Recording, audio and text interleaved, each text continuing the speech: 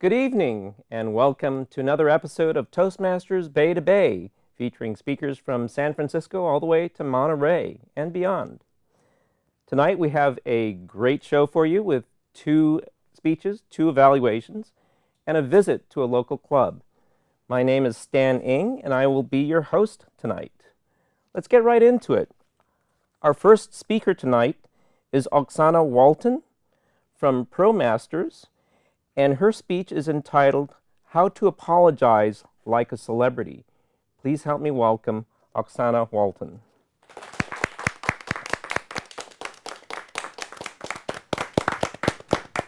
Thank you, Mr. Toastmaster. Have you ever done something wrong that fell short of your own expectations and hurt other people's feelings? Learning to apologize is an essential life skill. And apology is a good way to have the last word. There are obviously many ways to apologize. In researching this speech, I went to the internet. I found a website that helps you to apologize without ever uttering the words, "I'm sorry, I was wrong." How? You simply send an "I am sorry" e-card and let the card do apologizing for you. So how do our society leaders and role models and celebrities go about apologizing? Athletes, late night talk show hosts, professional financial gurus, corporate executives, they're all in the news making apologies quite frequently. Even celebrities and, oh my God, politicians. With the help of Chris Sweet, and he is the author of a book, Real Leaders Don't Do PowerPoint, I will help you to learn how to apologize like a celebrity. Number 1, blame the other person. Start saying that you're sorry, and then shift the focus from your actions to the other person's reactions. Say, "I'm sorry that you got offended by what I said. Now, you see, you make it as the other person's inability to understand what you really meant is the problem, and not your misdeeds. And if you're really clever, you get an apology back. They might say, "I'm sorry, I must be overly sensitive." If you can't blame the other person, go to number 2, offer an excuse. In the Bay Area, where we all live, we have an array, a wonderful choice of excuses to pick from.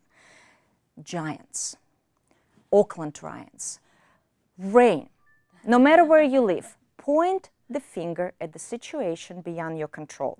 The economy, the weather, the sorry state of the world that we live on, a new Facebook user interface, a stress of having too much to do. For example, you missed the deadline.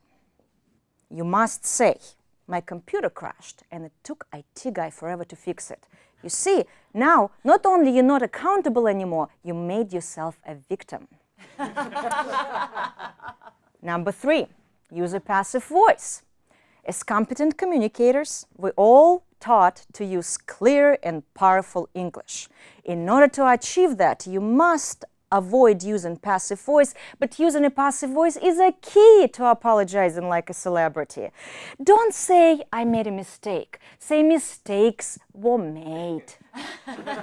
Don't say, "I was wrong." Say, "There was an error in judgment." Don't say, "I'm sorry, I hurt your feelings." Say, "Regrettably, things turned out not as well as anticipated." Number 4, delay as long as possible. You must feel inclined, and most decent people do, to offer an apology as soon as you've realized you've done something wrong.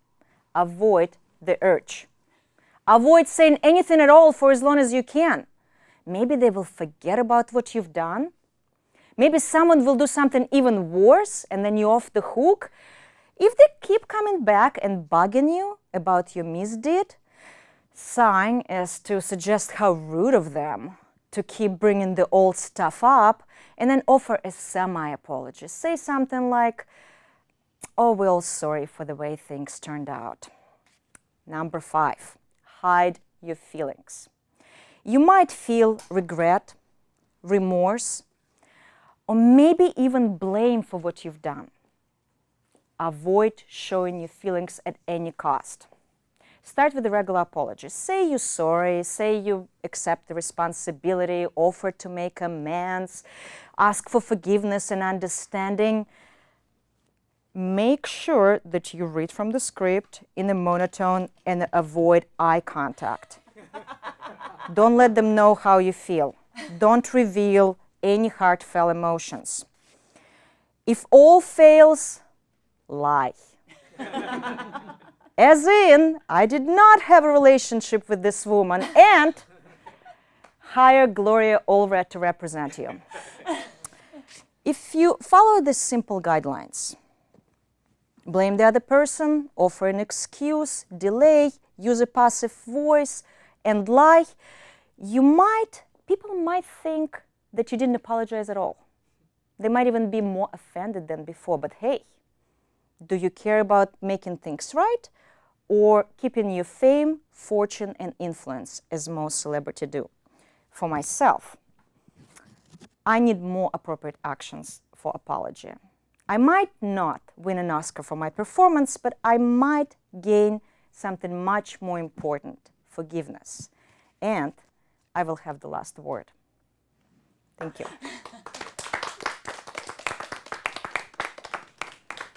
Well, thank you, Oksana, for that speech.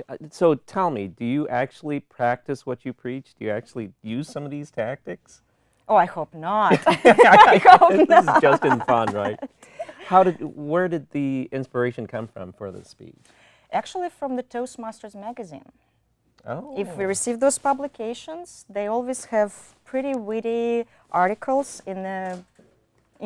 Yeah, and yeah. I read one written by Chris Witt, and I used his points in my speech. Wow, wow. So you really did use his writings. I internalized it. So I've had the pleasure of listening to a couple of your humor speeches now. Do humorous speeches come naturally to you? Absolutely not. No, No. really? I am not a funny person at all. Oh, you seem like you enjoy it, though. I enjoyed this experience, yes. Great, great. So I wanted to ask about your research methods. It seems Google is the go-to methodology for a lot of things. Mm-hmm. Do you use that for a lot of your fonts of knowledge for speeches? Wikipedia is another choice. Yeah, mm-hmm. Yeah, Google. I mean, first page. I don't go beyond the first page. Yeah. It's a waste of time, right? Right. Yeah, 3 first hits. Internet probably might go to tool to research. Mm-hmm. And magazines, if I see an article or I see a book that I enjoy reading. Yeah, especially if you just need a little bit of a hint to just get the ball rolling. Exactly. Just a little inspiration. How long have you been a Toastmaster now? I've been a Toastmaster for 2 years, a little short of 2 years. Mm-hmm. I see. Have you held offices? I am my first position. I'm starting my first position. I will be VP of Public Relationships. Oh, great, great. I'm sure you'll enjoy that. I really look forward to it. Have the speeches come a lot easier since you have joined Toastmasters? The delivery is. The creation of a speech seems to get more and more complicated. I'm running out of topics to talk about. That's a good well, it's good that you've come full circle and you've done so many speeches that you've started to run out of There's ideas. definitely a learning curve, but now there's a method, yes. Well, thank you very much for giving this speech. Thank you so much. Thank you very much. And now, here to evaluate Oksana's speech is Carlos Puig from Q-Masters. Please help me welcome Carlos to give his evaluation of Oksana's speech. Thank you, Mr. Toastmaster. And thank you, Oksana, for making us laugh. And also for allowing us to admire your speaking skill. It really was a wonderfully well-crafted speech. Let me start out by the things that I liked. Your structure was impeccable. There was a very clear opening, and then 1, 2, 3, 4, 5. Very clear. I knew exactly where I was throughout the speech. Good transition to the closing. The closing brought us back to the beginning, and it narrowed it, it closed it out very well. You asked me about English. I didn't notice anything that was a repetitive pattern that I would ask you to correct. In fact, I didn't notice anything. So absolutely nothing to worry about there. One of the things that I liked is your use of voice.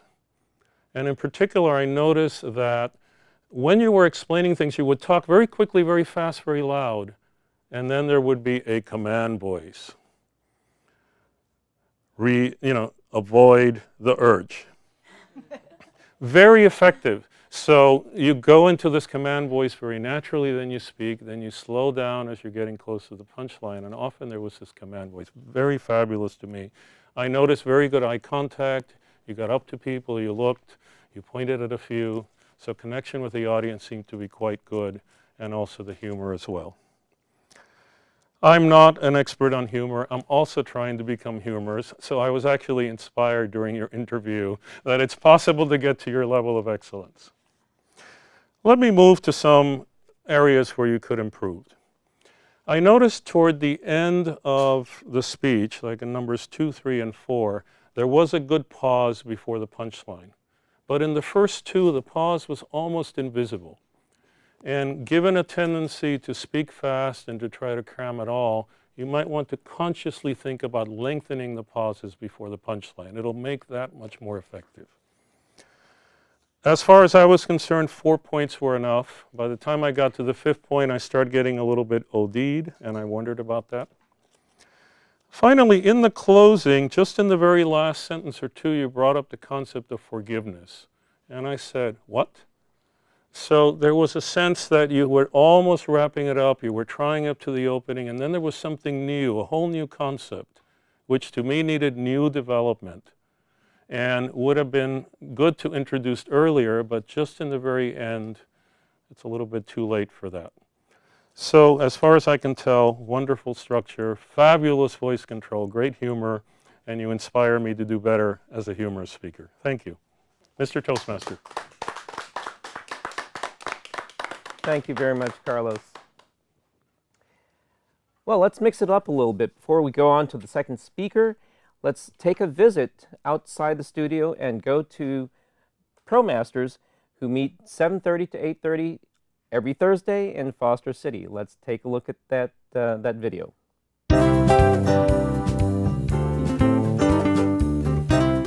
My club is a morning meeting club. We meet once a week, every week. We start at 7:30, we end at 8:30. We meet at a cafe called Mimi's. We meet in the back room. They're very, very gracious to let us have the back room. And we also have a dedicated wait person. Nancy has been our wait person since the inception of the club. She's wonderful, she knows us all. She'll order your meal as soon as she sees you walk in. We actually have made her an honorary member, so we pay for her membership for Nancy to be a club member. If your speech is engaging enough, they put down their fork and they listen. We definitely have a very friendly club. We all get along, we enjoy each other's company, which is part of the charm of this club. And it's not just about the speaking, it's about the leadership and getting to know people, networking for people who in this tough economic time may not have employment. Getting involved in Toastmasters gives you connections with people that do all sorts of things. We're very high energy, we're very supportive, we're very fun, and we're very humorous. I, for one, look forward to Thursday mornings, whether I have a role or not, because it's just so much fun. We all care about each other in a way. It's kind of like coming to a party or a family reunion. It's really fun. Our club is very encouraging, and they encourage the new members to definitely take on the speeches quickly. It generates interest and enthusiasm. And each additional speech that you give bring on additional dimensions. So by the time you finish 10, I believe, they try to make you a very well-rounded speaker. But also various dimensions of public speech, such as how do you evaluate a speaker? How do you listen? How do you do impromptu speech? At the same time, you also build network and connect with like-minded people who are interested in improving themselves and make each of us a better person. I'll be a Toastmaster for life. And why? I believe we could always improve our skills. There are several areas in my public speaking that I still think I can improve. We sometimes are spilling out of our facility because we have so many people. People will show up, they'll come visit, and they'll join. It's fantastic. I highly recommend it to anyone. I love Toastmasters. I use the skill set every day in my public life as well as in my private life, and I encourage anybody who has an interest in public speaking or fear of public speaking, come check out a club, join Toastmasters.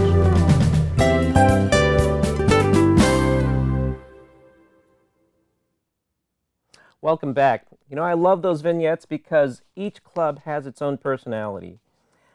We've got a second speaker and evaluation pair for you, and at this time I would like to welcome David Sung to the lectern. He hails from Juniper Toastmasters, and his speech is entitled, My Dating Story. Please help me welcome David Sung. Thank you.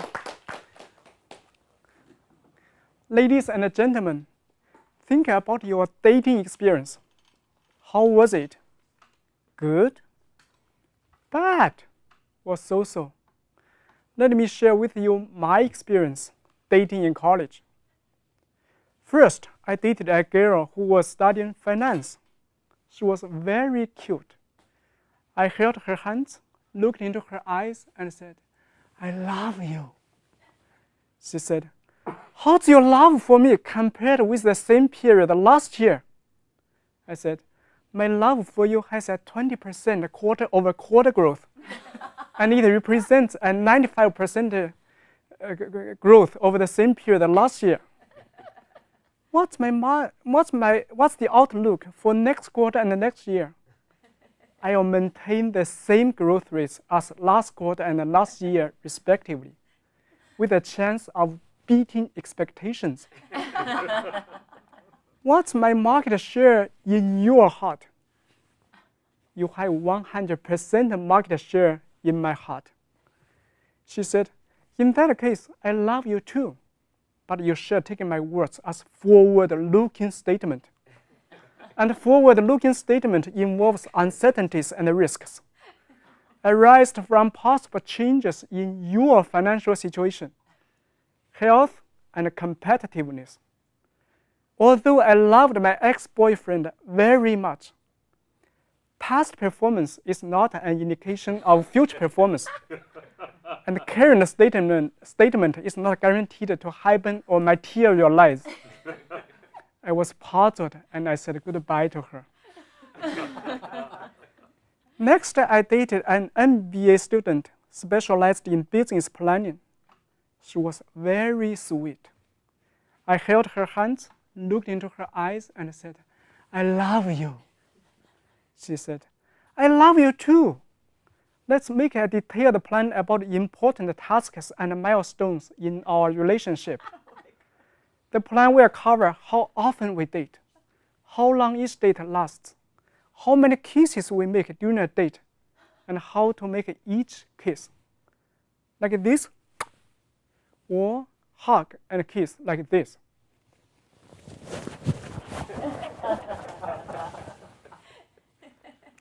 The plan will specify the date of our wedding, the church, the names of the best man, bridesmaids, and guests, where and how we are going to spend our honeymoon. About children, in the interest of time to market, we will have 3 releases with 4 deliverables on schedule. First, a boy born on January 1st, 1994. Second, a girl born on January 1st, exactly 1 year later. Then twins of a boy and a girl born on January 1st, exactly 4 more quarters later. They all have the same birthday on the New Year's Day, so that it's easier to remember their birthdays and also saves money on birthday parties. And finally, the plan will specify on which days we are going to die at which hospitals due to what causes. I was scared of living such well-planned life. I said goodbye to her. Then I dated a law school student. She was very intelligent. I held her hands, looked into her eyes, and said, I love you.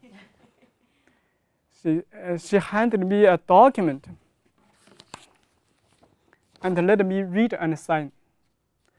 The document read, Melissa Wu, herein referred to as the prospective girlfriend, and David Song, herein referred to as the prospective boyfriend, agree on the following 5 terms. 1.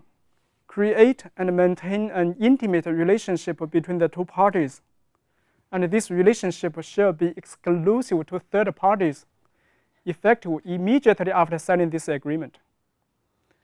2. Each party shall make a full and complete disclosure of his or her past romance history to the other party within 2 business days after signing this agreement. 3. Both parties shall act in good faith to grow this relationship into a legal and formal marriage.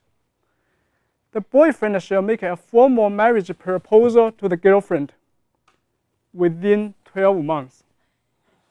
Unless due to certain circumstances, including but not limited to boyfriend's disability, boyfriend's impoverishment, or either party's death, the girlfriend reserves the right to refuse the marriage proposal.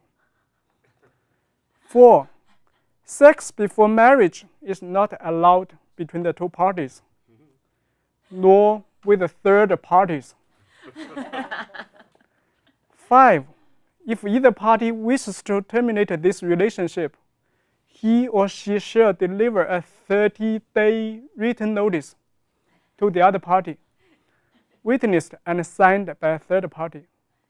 The other party must sign on the notice indicating whether or not agree on the termination. This relationship may not be terminated unless both parties agree. Signed, Melissa Wu. To be signed, David Song. I was shocked at this agreement. I didn't sign, and I said goodbye to her. So after these 3 girls, I gave up hope of finding a girlfriend in college. But guess what? Somehow I met a fellow computer science student. I held her hands, looked into her eyes, and said the usual words, I love you. She said, I'm programmed to love you. I've compiled my thoughts. My affection for you is an infinite loop. Thank goodness I finally found somebody who spoke my language. Yahoo! Thank you. Thank you very much, David. So what I'm interested to know how much of yourself is really in this character that you just portrayed. Oh, yeah, quite some. Really? I know that you're a computer scientist, and so that must run rampant through some of your friends. Huh? Yeah.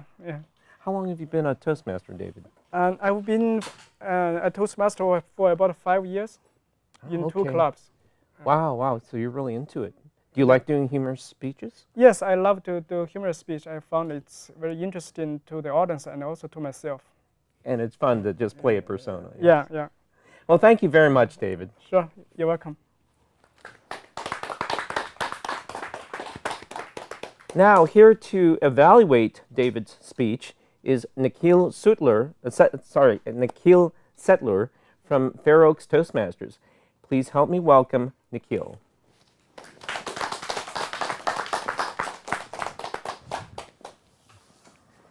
Thank you, Mr. Toastmaster. David, I loved your speech. Your primary objective was to make the audience laugh and give a humorous speech, and judging by the audience reaction, you were spot on. I think your speech had 2 definite strengths. One was great speech organization. Your speech construction and flow were terrific. You started with a question that immediately got me thinking about my dating life. and then you blended seamlessly into the body of your speech. What I really liked was throughout your whole speech, you were giving short stories, and each story had a humor aspect associated with it. So each story was humorous in its own way. Your conclusion was apt, and I was happy that you had a happy ending. Your second strength was your great use of body language and gestures. You were very confident on stage, and I really liked the way you used hand gestures and body language. Whether you're proclaiming your love, or whether you're describing the different modes of kisses, or whether you're rejecting the proposal for marriage, it complemented your speech really well. So I think you used body language and gestures nicely. Also, your movement was good. I saw that you were not restricted to the center of the stage. I saw you move a little bit towards the right and also a little bit towards the left. That was great. Personally speaking, I think you can take your speaking skills to a whole new level if you incorporate these two suggestions I have for you. I saw that you started with a question. How many of you remember your dating story or your dating life, good, bad, or so-so?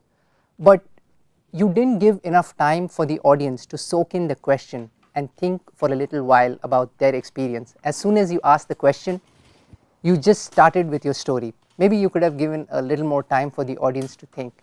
And the other suggestion I have was, once or twice during your speech, I saw that you looked down.